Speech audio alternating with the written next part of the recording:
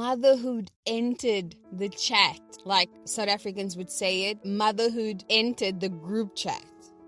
And then suddenly, I wasn't just navigating time zones anymore. I was navigating identity zones. And if you've ever felt the ground shift beneath you when your calling upgraded, this is the episode. So the way I see it, it's like data. So now you would be asking me, Shaldine, what are you talking about? What is data? But let me just explain to you. It's something that points you in the direction to grow. It's like a compass, it brings you either north. It is bringing you back to yourself. So it's more like you allow yourself to sit with whatever it's trying to teach you.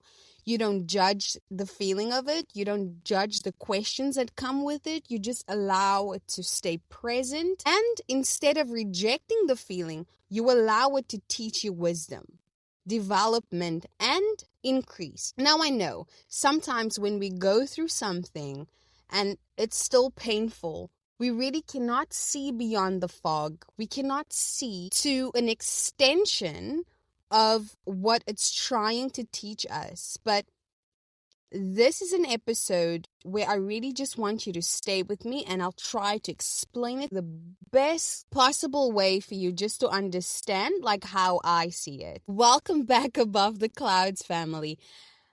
I'm Shaldine, and maybe you became a mother and lost friends along the way. Maybe you walked away from a career to care for your little baby. Maybe you've been called a name that's stuck to your spirit, like I have been called waitress in the sky, too much, not enough, single mom, and part of you started to believe it. I see you. Not from a stage, but from the empty space beside you, holding your hand and saying, Mama, I've been there and I know how to help you stay grounded and move forward with this grief. We sometimes have friends who stay with us in all versions of who we are becoming, but then they just leave, or they just can't stay with us through this version of our becoming. And it took me a long time to figure this out. I had a friend and we used to pray together. We used to celebrate each other. And we used to really hold each other in such a way where we really just fill each other's cups. So we learn to honor each other's gifts as friends, right? And the main focus of friendship is to keep each other always grounded, always full, always light. Even when you choose a path they sometimes don't understand. And the point is to always remain. That's the beauty of friendship. But then motherhood enters, and for me, motherhood wasn't just a new chapter. It was something that I have never really prepared myself for.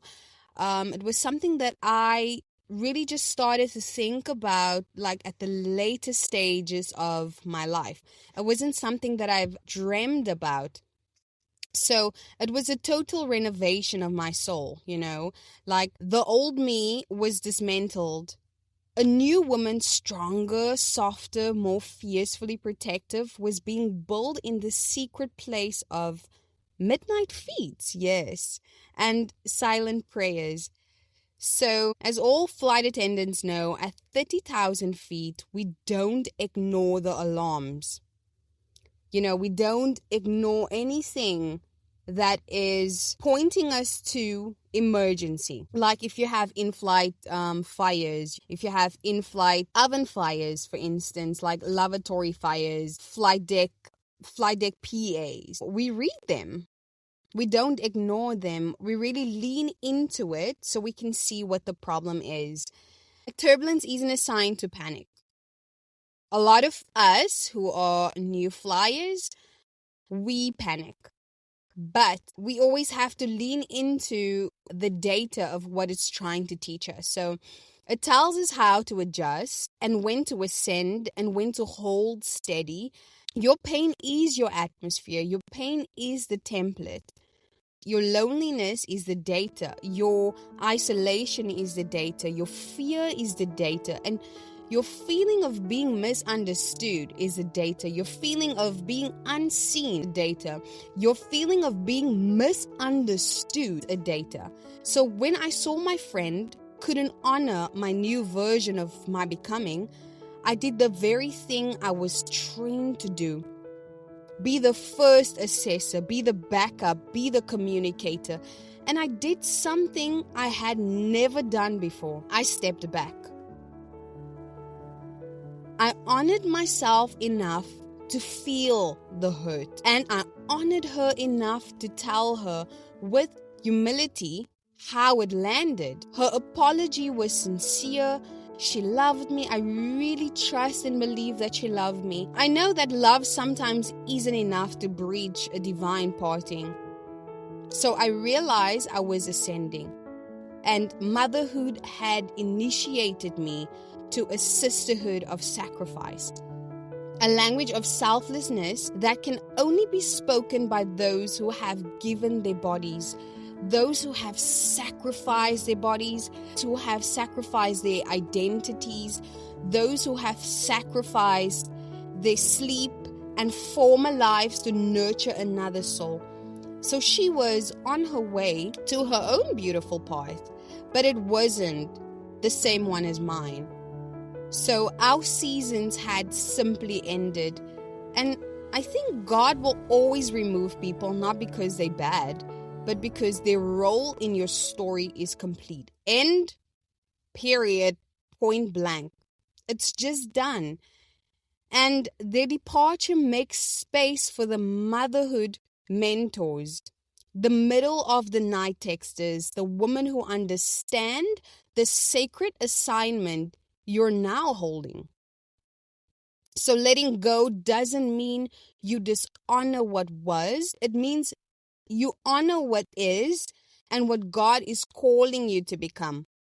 So if you're in this space grieving a friendship that no longer fits, my love, give yourself permission to miss that friend and permission to release them. Don't hold on to anything that does not want to hold on to you.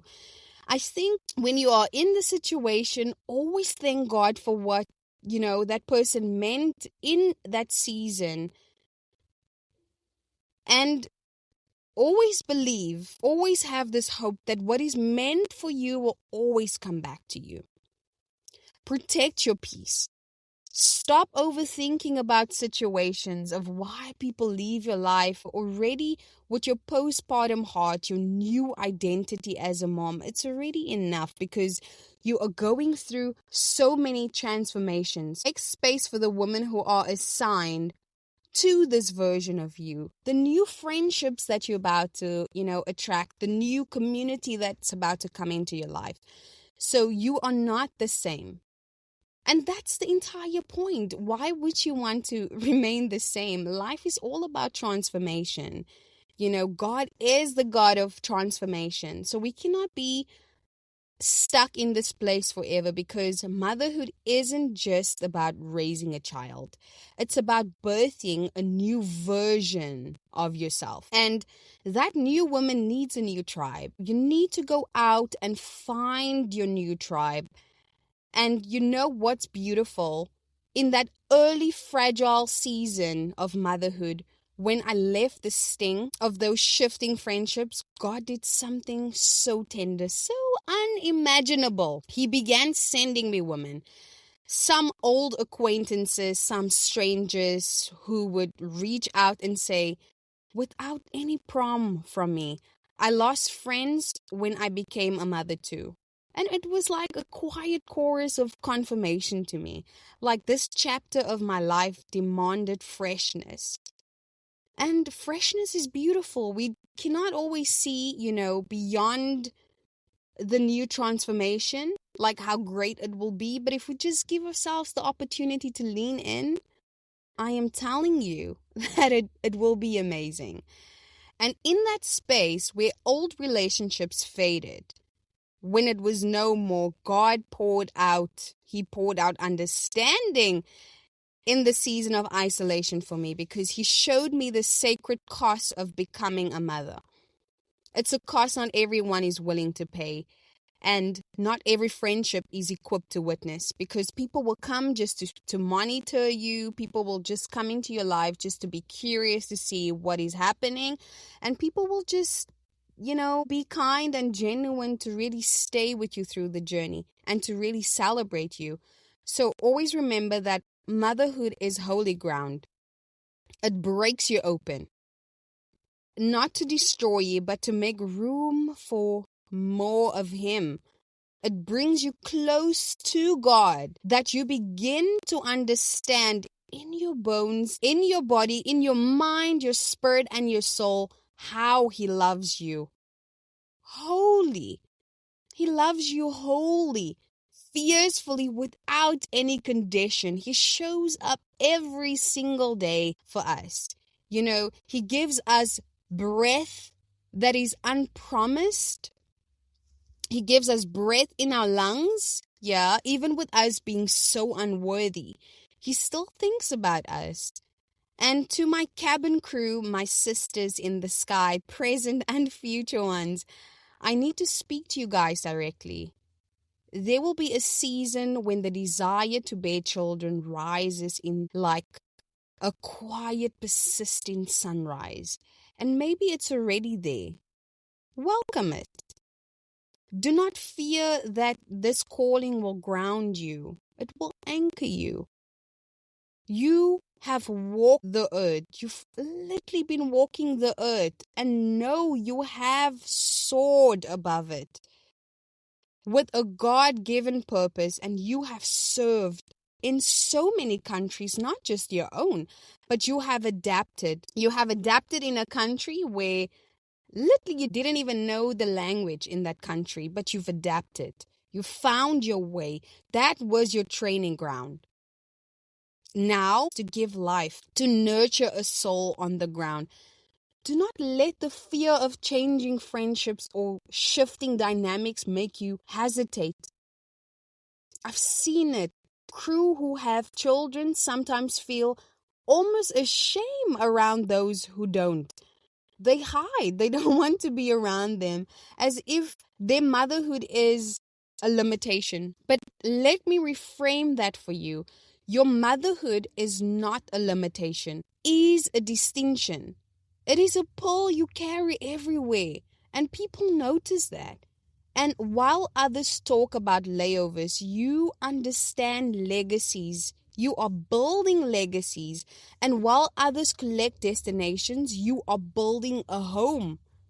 You get to show them through your grace to calm a storm that only a mother knows how to do. That a mother in a uniform is one of the most powerful forces there is. And you have so much to teach your children because you served with wings. You understand standards and you know discipline. You know emergency procedures, and you know how to smile through turbulence. You know how to keep calm even when things are chaotic. You are already a mother in your spirit, and now you get to become the one in your body. So, future mother, do not move backwards. Lean into your calling. The same God who trusted you with the cabin full of passengers, whether going to Bangladesh, whether going to India or anywhere in the world, is more than capable of entrusting you with a child. He's just upgrading your promotion from hospitality to legacy. He's just upgrading your assignment. He's just upgrading the standard for you from hospitality to legacy. So to the mother listening who longs to be a mother but fears the change, the loss, the unknown, don't be afraid. Yes, it will break you open, but welcome it. It will also break you free. And free from people pleasing, free from shallow connections, free from anything that isn't aligned with the sacred calling now, pulsing inside of you. So you will lose some relationships. And this doesn't just happen in the season that you're in now. It's a constant thing from primary school to high school to university days. Like, it's a constant thing. And you will gain depth, you will gain the clarity and the nearness to God. That's the most important thing. So that breaking is not a curse. It is the making of a sanctuary. It is how God prepares you to love another soul with the peace of your own heart. So, dear former friend, I love you and I honor you and I thank God for you. And I release you with grace to your path as I walk steadfastly on mine. You have been entrusted with this child, this story, this wound, this calling. It means God trusts you so much with this purpose. And if you take one thing with you today, let it be this. The next time you feel that ache, like in your tummy, that loneliness, that doubt, that grief, I want you to gently ask yourself, babes, what is this data trying to tell me? Not how do I fix this, but what is this preparing me for? Write it down, put it in your purse, put it in your wallet, sticky note, and put it in your phone. Like, speak it out. Hold it like a flight plan, not a failure. If this landed somewhere deep in your spirit today, I want to invite you to take one small step with me. First, hit follow on the podcast, because what we're building here is a weekly sanctuary, and I don't want you to miss a moment. Second, send this episode to one woman who needs to hear that her pain has purpose. And finally, if you're ready to start your story in sisterhood with me, I've left a link in the show notes to our private WhatsApp circle. It's just a soft place to land when the world feels hard. You are not flying solo here. You are being guided. And until next time, remember, you are not in an emergency. You are on a sacred flight path. This is Shaldine Fritz above the clouds.